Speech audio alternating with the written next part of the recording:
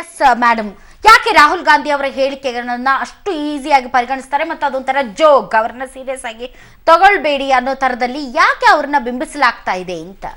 ಸತ್ಯ ಒಪ್ಕೊಳ್ಳೋಕ್ಕೆ ಬಿಜೆಪಿಯವ್ರ ಕೈಲಿ ಸಾಧ್ಯ ಆಗ್ತಾ ಇಲ್ಲ. ನೀವು ನೋಡಿ, ಅವರು ಸರ್ಕಾರಕ್ಕೆ ಬಂದಾಗ ಎಷ್ಟು ಸುಳ್ಳು ಆಶ್ವಾಸನೆ ಕೊಟ್ಟರು. ಫಸ್ಟ್ ಕಪ್ ಹಣ ತರ್ತೀನಿ ಅಂದರು, ಆಮೇಲೆ 33% ರಿಸರ್ವೇಷನ್ ಹೆಣ್ಮಕ್ಳಿಗೆ ತರ್ತೀನಿ ಅಂದರು. ಈಗಾಗಲೇ 2.5 ವರ್ಷ ಮುಗ್ದೋಯ್ತು. ದಿನ ಬಳಕೆ ವಸ್ತುಗಳ ಬೆಲೆಗಳು ಕಡಿಮೆ ಮಾಡ್ತೀನಿ ಅಂದ್ರು. ನೀವು ಒಂದಾದ್ರೂ ಹೇಳಿ ಯಾವ್ದಾದ್ರು ಮಾಡಿದಾರ ಅಂತ ನಾನು ಒಪ್ಕೊಳ್ತೀನಿ.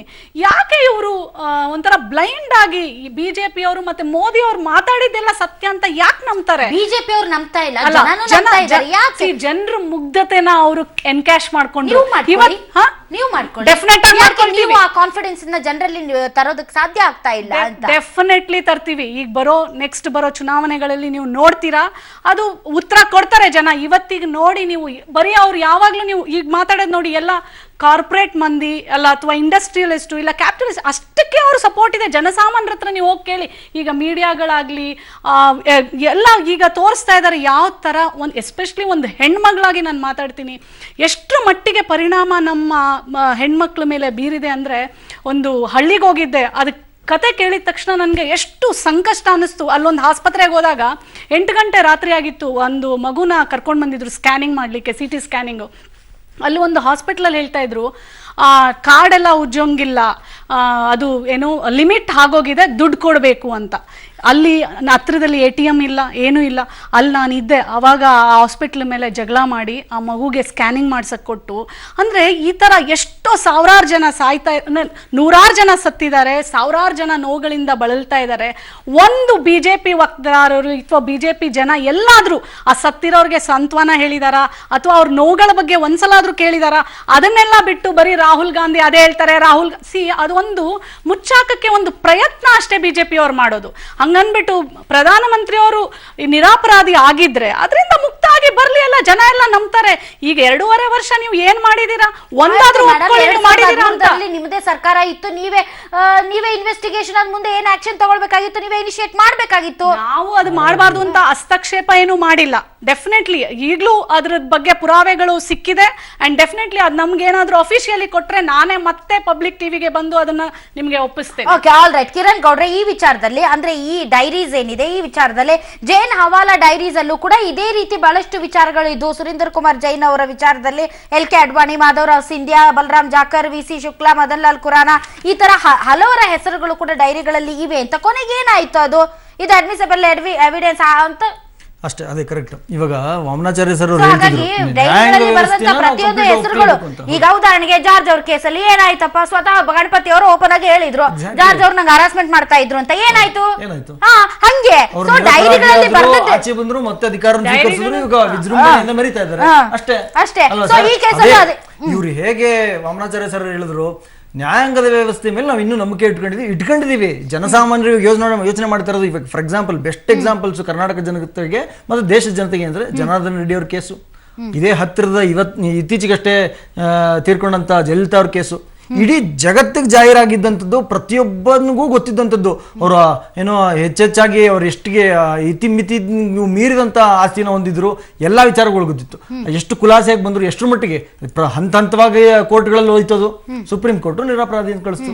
ಅಂದ್ರೆ ಇಂಡಿಪೆಂಡೆಂಟ್ ಇನ್ವೆಸ್ಟಿಗೇಷನ್ ನಡೀಬೇಕು. ಇಲ್ಲಿಗಲ್ ಪೇಮೆಂಟ್ ನಡೆದಿದೆ ಅನ್ನೋದಾದ್ರೆ ಒಂದು ಇಂಡಿಪೆಂಡೆಂಟ್ ಇನ್ವೆಸ್ಟಿಗೇಷನ್ ನಡೀಲೇಬೇಕು ಲೀಗಲಿ. ಆದ್ರೆ CBI ಯಾವುದೇ ರೀತಿಯಂತ ತನಿಖೆಗೆ ಮುಂದಾಗದೆ ಇರೋದು ಸುಪ್ರೀಂ ಕೋರ್ಟ್ ಗೈಡ್ ಲೈನ್ಸ್ ನ ಇದು ವೈಲೇಟ್ ಮಾಡಿದ ಆಗುತ್ತಾ ಅನ್ನುವಂತ ಮಾತನ್ನ ಸ್ವತಃ ಭೂಷಣ್ ಅವರೇ ಹೇಳಿದ್ದಾರೆ. ಇವರು ಒಂದೇ ಒಂದು ನಿಮಿಷ, ನಾನು ಇದೊಂದು ಪಾಯಿಂಟ್ ಹೇಳ್ಬಿಡ್ತೀನಿ. ಇವರು ಈ ವಿಚಾರವಾಗಿ ಸೀರಿಯಸ್ ಆಗಕ್ಕೆ ಸಾಧ್ಯನೇ ಇಲ್ಲ. ಕಾಂಗ್ರೆಸ್ನವರು ಅಷ್ಟೇ, BJP ಅವರು. ಯಾಕೆ ಅಂತ ಹೇಳ್ತೀನಿ ಕೇಳಿ. ಇಷ್ಟು ನಿಜವಾಗ್ಲೂ ನಿಷ್ಕ್ರಿಯವಾಗಿ ಇವರು ಕೆಲಸ ಮಾಡ್ತಾ ಇರೋದು ಮೂಲ ಕಾರಣ ಏನು ಅಂತಂದ್ರೆ, ಇವರು ನಿಜವಾಗ್ಲೂ ಈ ಭ್ರಷ್ಟಾಚಾರದ ವಿರುದ್ಧವಾಗಿ ಹೋರಾಟ ಮಾಡ್ತಾರೆ. ಏನು ರಾಹುಲ್ ಗಾಂಧಿ ಮತ್ತು ಅವ್ರ ಗವರ್ಮೆಂಟ್ ಅಲ್ಲಿ ನಡೆದಂತ ಅವ್ಯವಹಾರಗಳ ಜುಟ್ಟು ಮೋದಿ ಗವರ್ಮೆಂಟ್. ಹೌದು ಮೇಡಮ್, ಈಗ ಬಹಳ ಸ್ವಾಭಾವಿಕ. ಈಗ ಕಳೆದ ವಾರ ಅಷ್ಟೇ ನೀವೇ ಒಂದು ಯಾವ್ದೋ ಒಂದು ಕಾರ್ಯಕ್ರಮ ಮಾಡಿರ್ತೀರಿ, ಕರ್ನಾಟಕದಲ್ಲಿ ಇವರು ಅವ್ರಿಗೆ ಒಪ್ಕೊಂತಾರೆ, ಅವ್ರು ಇವ್ರಿಗೆ ಒಪ್ಕೊಂತಾರೆ, ನೀವು ನಮ್ಮ ವಿಚಾರ ಆಚೆಗೆ ತರಬೇಡಿ, ನಾವು ನಿಮ್ಮ ವಿಚಾರ ಆಚೆಗೆ ತರೋದು ಬೇಡ ಅಂತ ಅನ್ಕೊಂಡು ಒಡಂಬಡಿಕೆ ಮಾಡ್ಕೊಂಡು ಒಂದು ಅಡ್ಜಸ್ಟ್ಮೆಂಟ್ ಪಾಲಿಟಿಕ್ಸ್ ಮಾಡ್ತಾರಲ್ಲ. ಜೆಡಿಎಸ್ ಅವರು ಆರೋಪ ಮಾಡೋದು, ಬಿಜೆಪಿ ಮತ್ತು ಕಾಂಗ್ರೆಸ್ ಆರೋಪಗಳನ್ನ ಮಾಡ್ತಾ ಇದೆ. ಜನಸಾಮಾನ್ಯನಿಗೆ ಎದುರು ಕಣ್ಣು ಕಾಣುವಂತ ರಾಚುವಂತ ವಿಚಾರಗಳು ಇವು. ಇದನ್ನ ನೀವು ಅಂದ್ರೆ ಇವ್ರು ಏನಕ್ಕೆ ಈ ವಿಚಾರ ಅಂತ ಹೇಳ್ತಾ ಭ್ರಷ್ಟಾಚಾರದ ವಿಚಾರವಾಗಿ ಎರಡು ವಿಷಯ. ಒಂದು, ಮೋದಿಯವರು ನಾನು ನಿರಪರಾಧಿ ಅಂತ ಇಡೀ ದೇಶಕ್ಕೆ ತೋರಿಸ್ಬಿಟ್ಟು ಕ್ಲೀನ್ ಆಗಿ ಬರ್ಬೇಕು ಒಂದು. ಎರಡನೇ ವಿಚಾರ, ಇವ್ರಿಗೆ ಅದ್ ಬದ್ಧತೆ ಇಲ್ಲ ಅನ್ನೋದಕ್ಕೆ ಭ್ರಷ್ಟ ಶ್ರೀ ಯಡಿಯೂರಪ್ಪನವ್ರನ್ನೇ ಮತ್ತೆ ರಾಜ್ಯಾಧ್ಯಕ್ಷನ ಮಾಡಿದಾಗ್ಲೇ ಇವ್ರ ಸ್ಟ್ಯಾಂಡ್ ಎಷ್ಟರ ಮಟ್ಟಿಗಿದೆ, ಎಷ್ಟು ಸ್ಟ್ರಾಂಗು, ಭ್ರಷ್ಟಾಚಾರದಿಂದ ಹೋರಾಟ ಮಾಡ್ತೀರಿ ತೋರಿಸ್ಕೊಡ್ತಾನೆ. ಅದೇ ವಿಚಾರ ಈ ಭೀಮಾ ನಾಯಕ್ ಅಂತ ವಿಚಾರದಲ್ಲಿ ಭೀಮಾ ನಾಯಕ್ ಸಿಐಡಿ ಎದುರುಗಡೆ ಒಪ್ಕೊಂತಾರೆ 100 ಕೋಟಿ ವಿಚಾರದಲ್ಲಿ ನಾನು ಜನಾರ್ದನ್ ರೆಡ್ಡಿ ಅವ್ರಿಗೆ, ಶ್ರೀರಾಮುಲು ಅವ್ರಿಗೆ ಬ್ಲಾಕ್ ಇಂದ ವೈಟ್ ಕನ್ವರ್ಟ್ ಮಾಡಕ್ಕೆ ನಾನು ಸಹಾಯ ಮಾಡಿದ್ದೆ, ನಾನೇ ಮುತುವರ್ಜಿ ವಹಿಸಿ ಅವ್ರನ್ನ ಕನ್ವರ್ಟ್ ಮಾಡ್ಕೊಟ್ಟಿದ್ದೀನಿ ಜನಾರ್ದನ್ ರೆಡ್ಡಿ ಮಗಳು ಮದುವೆ ಟೈಮಲ್ಲಿ ಅಂತ ಹೇಳ್ತಾರೆ. ಇಷ್ಟಾಗಿನೂ ಕೂಡ ಏನಾರ ಮಾಡಕ್ ಸಾಧ್ಯ ಆಗಿದೆ ಇವತ್ತು?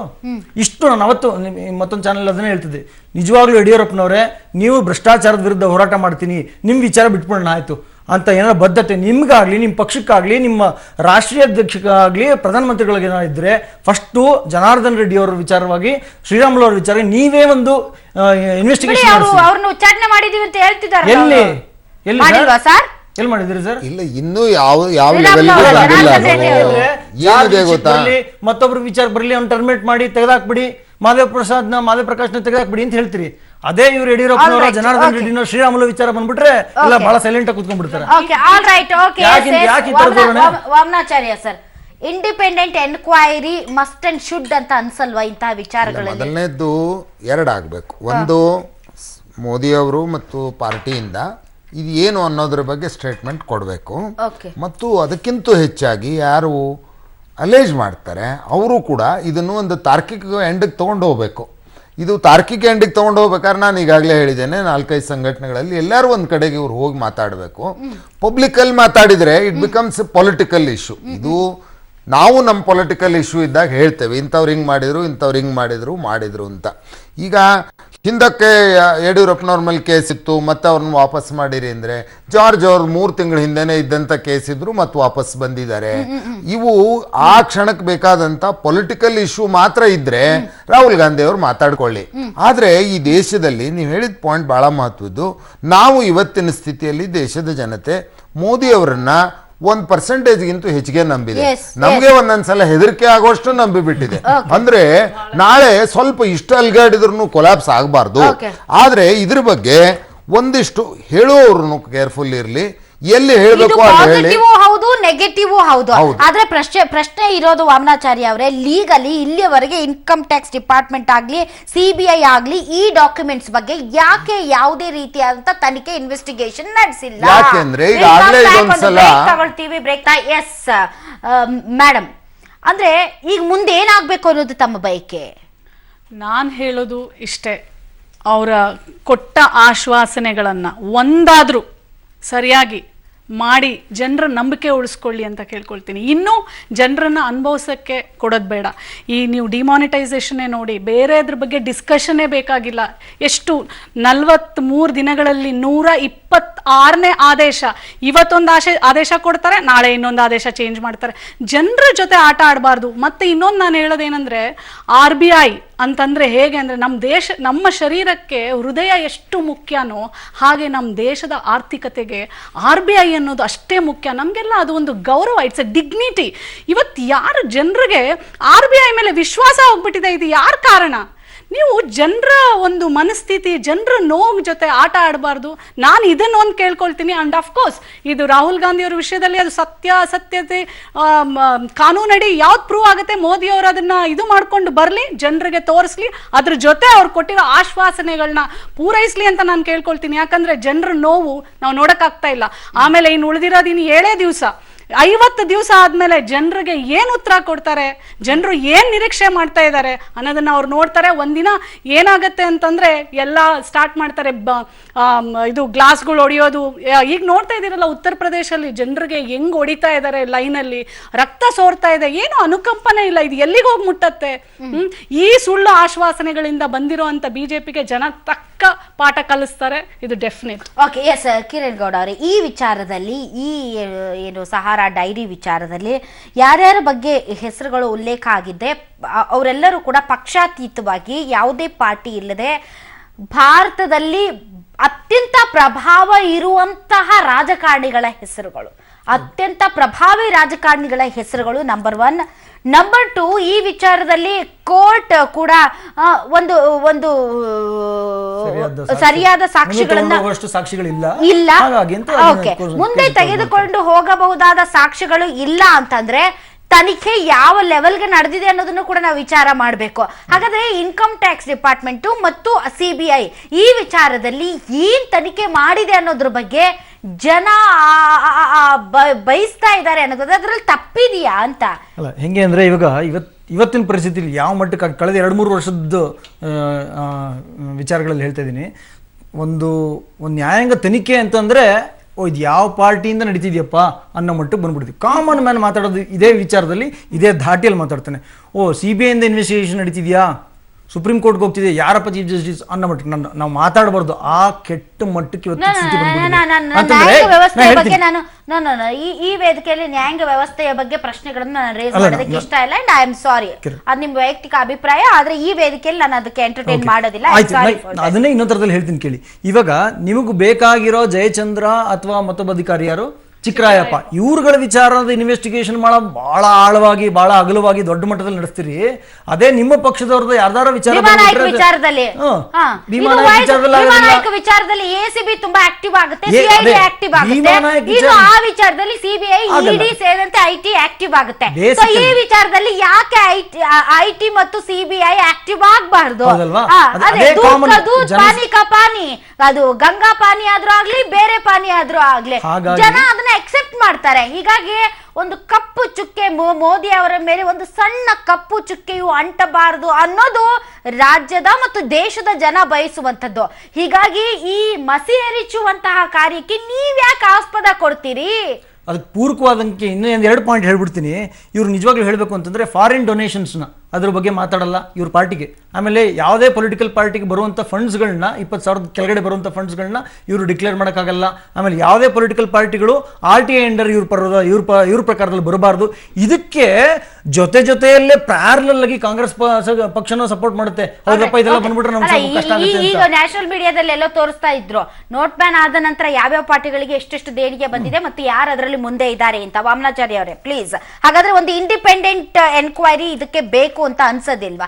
IT ಅಧಿಕಾರಿಗಳು CBI ಇಲ್ಲಿಯವರೆಗೆ ಯಾವುದೇ ಮುಂದಿನ ಹಂತದ ತನಿಖೆ ಮಾಡ್ತಾ ಇಲ್ಲ ಅನ್ನೋದಾದ್ರೆ, ಈ ವಿಚಾರ ಪ್ರತಿಪಕ್ಷಗಳಿಗೆ ಆಹಾರ ಆಗಿದೆ ಅನ್ನೋದಾದ್ರೆ, ಇದನ್ನ ಇಟ್ಕೊಂಡು ಮೋದಿ ಅವರ ಮೇಲೆ ಕಪ್ಪು ಮಸಿಯನ್ನು ಎರಚೋದಕ್ಕೆ ಪ್ರಯತ್ನ ಪಡ್ತಾ ಇದ್ದಾರೆ ಅನ್ನೋದಾದ್ರೆ ಅದಕ್ಕೆ ಯಾಕೆ ಆಸ್ಪದ ಕೊಡ್ಬೇಕು? ನನಗೆ ಇಡೀ ಇಶ್ಯೂ ಒಂಥರ ರಿಸ್ಕಿ ಕಾಣುತ್ತೆ ಇಬ್ಬರಿಗೂ. ಒಂದು ರಾಹುಲ್ ಗಾಂಧಿ ಅವ್ರಿಗೂ ರಿಸ್ಕಿ ಇದೆ, ಯಾಕಂದ್ರೆ ಅವ್ರು ಇದನ್ನ ಪ್ರೂವ್ ಮಾಡದೆ ಹಿಂಗೆ ಹೇಳಿ ಹೋಗ್ಬಿಟ್ರು ಅಂದ್ರೆ ಇನ್ನು ಅವ್ರು ಏನ್ ಸ್ಟೇಟ್ಮೆಂಟ್ ಕೊಟ್ಟರು ಭೂಕಂಪ ಆಗತ್ತೆ ಅನ್ಲಿ ಅಥವಾ ಆಕಾಶನೇ ಹರಿದು ಚಿಂದಿಯಾಗಿ ಬೀಳುತ್ತೆ ಅಂತ ಹೇಳಿ, ಜೇಟ್ಲಿ ಅವ್ರು ಹೆಂಗ ಅರವಿಂದ್ ಕೇಜ್ರಿವಾಲ್ ಅವ್ರ ಮೇಲೆ ಮಾನನಷ್ಟ ಮೊಕದ್ದಮೆ ಹಾಕಿದ್ರು ಹಂಗೆ ಆಗ್ಲಿ. ಒಂದು ಎರಡನೇದ್ದು, ಮೋದಿ ಅವ್ರ ಬಗ್ಗೆ ಕೂಡ ನನಗೊಂದು ಜನಮಾನಸದಲ್ಲಿ ಮತ್ತು ಈ ಮೀಡಿಯಾದಲ್ಲಿ ಅವರು ಅಂದ್ರೆ ಸಾಕ್ಷಾತ್ ಆಕಾಶದಿಂದ ಇಳಿದು ಬಂದಂತ ದೇವರು, ಅವರು ಅತ್ಯಂತ ಪರಿಶುದ್ಧರು ಅನ್ನೋಂತ ಏನೊಂದು ಹೈಪ್ ಇದೆಯಲ್ಲ, ಅದು ಮೀಡಿಯಾ ಅಲ್ಲ, ಜನ ಅಲ್ಲ, ಸ್ವತಃ ನರೇಂದ್ರ ಮೋದಿ ಅವರು ಬಿಜೆಪಿ ಓವರ್ಟೇಕ್ ಮಾಡಿ ಯಾರೇ ಮಾಡಿದ್ರು ನರೇಂದ್ರ ಮೋದಿ ಅಂತಾನೆ ಹೇಳೋದು, ಯಾರೇ ಮಾಡಿದ್ರು ಕೂಡ ಇವು 2 ರಿಸ್ಕ್ಗಳ ಮಧ್ಯೆ ದೇಶ ಓಡ್ತಾ ಇದೆ. ಅದಕ್ಕೆ ಒಂದು ಇಷ್ಟೇ ಆದ್ರೂ ಇಫೆಕ್ಟ್ ಆಗುವಂಥದ್ದು, ಇನ್ನೊಂದು ಏನು ಹೇಳಿದ್ರು ಪರಿಣಾಮ ಆಗದೆ ಹೋಗ್ತಿರುವಂತದ್ದು ರಾಹುಲ್ ಗಾಂಧಿ ಅವ್ರದ್ದು. ಸ್ವಲ್ಪ ಇಫೆಕ್ಟ್ ಆದ್ರೂ ಮೋದಿ ಮೇಲೆ ಬರ್ತಿರುವಂತ ತನಿಖೆ. ಮೊದಲನೇದು ಅವ್ರ ಹತ್ರ ಏನಾದ್ರೂ ಡಾಕ್ಯುಮೆಂಟ್ಸ್ ಇದ್ರೆ ಅವರು ಕೊಡ್ಲಿ, ಇವ್ರ ಹತ್ರ ಇದ್ರೆ ಇವರು ಸಬ್ಮಿಟ್ ಮಾಡಿ. ಇಷ್ಟೊತ್ತು ಕಾರ್ಯಕ್ರಮದಲ್ಲಿ ಭಾಗವಹಿಸಿದ್ರೆ ನೋಡಿದ್ರಲ್ಲ ವೀಕ್ಷಕರೇ, ರಾಹುಲ್ ಗಾಂಧಿ ಅವರ ಈ ಹೇಳಿಕೆ ನಿಜಕ್ಕೂ ಭೂಕಂಪ ಸೃಷ್ಟಿಸುತ್ತಾ ಅಥವಾ ಕಂಪನವಾಗದೇನೆ ಹಾಗೆ ಅದು ಬಾಯಲ್ಲೇ ಉಳಿದು ಹೋಗುತ್ತಾ? ಇನ್ನು ಮೋದಿ ಅವರು ಏನ್ ಮಾಡ್ತಾರೆ, ಬಿಜೆಪಿ ಪಕ್ಷ ಮುಂದಿನ ದಿನಗಳಲ್ಲಿ ಹೇಗೆ ಈ ವಿಚಾರಕ್ಕೆ ರಿಯಾಕ್ಟ್ ಮಾಡುತ್ತೆ ಅನ್ನೋದನ್ನ ಕಾದು ನೋಡ್ಬೇಕು ಅಂತ ಹೇಳ್ತಾ ಇದರಿಂದ ವಿಶೇಷ ಕಾರ್ಯಕ್ರಮವನ್ನು ಮುಗಿಸ್ತಾ ಇದ್ದೀವಿ. News on republic TV. ಹೊಸ ಅಕೌಂಟಿಗೆ ಇವತ್ತು 5,000 ರೂಪಾಯಿಯನ್ನು ಜಮೆ ಮಾಡಬಹುದು. ನೀವು ನಿಮ್ಮ ಹಣವನ್ನು ಮನೆಯಲ್ಲಿ ಖರ್ಚಿಗೆ, ಮಗಳ ಮದುವೆಗೆ, ಸಾಲ ತೀರಿಸೋಣ ಅಂತ ಕಷ್ಟಕ್ಕೆ ಬರ್ತಾ ಇಟ್ಕೊಂಡಿದ್ದಂಥ ಹಣನೆಲ್ಲ ಇವತ್ತು ಜನ ತಗೊಂಡು ಹೋದರೆ ಪಡಬಾರದ ಪರಿಪಾಟಲನ್ನು ಪಟ್ಟಿದ್ದಾರೆ. ಬ್ಯಾಂಕ್ ಅಧಿಕಾರಿಗಳು 5,000 ರೂಪಾಯಿ ಮೇಲೆ 1 ರೂಪಾಯಿ ಇದ್ದರೂ ಕೆಲವು ಕಡೆ ತಗೊಂಡೇ ಇಲ್ಲ. ಕೆಲವು ಕಡೆ ಪ್ರಶ್ನೆ ಕೇಳಿ ಹೈರಾಣ ಮಾಡಿದ್ದಾರೆ. ಯಾವ ಮಟ್ಟಿಗೆ ಅಂದರೆ ಇಷ್ಟು ದಿನ ಯಾಕೆ ಹಣ ಕಟ್ಟಲಿಲ್ಲ, ಲಿಖಿತ ರೂಪದಲ್ಲಿ ಬರೆದು ಕೊಡಿ ಅಂತ ಕೇಳ್ತಿದ್ದಾರೆ. ಮೋದಿಗೆ ಗೊತ್ತಿದೆ ಜಯ ಸಾವಿನ ರಹಸ್ಯ, ಮೋದಿಗೆ ತಿಳಿದಿದೆ ಚಿನ್ನಮ್ಮನ ಸಂಚಿನ ಸತ್ಯ. ಸಿಬಿಐ ತನಿಖೆ ಆದ್ರೆ ಮಿಸ್ ಇಲ್ಲದೆ ಜೈಲಿಗೆ ಹೋಗ್ತಾರಾ ಶಶಿಕಲಾ? ಚಿಕ್ಕಮ್ಮ ಕಮ್ಮಿ ಹಿಂದೆ ಹೋದ್ರೆ ಕುಗ್ಗುತ್ತಾ ನಮೋ ಬಲ.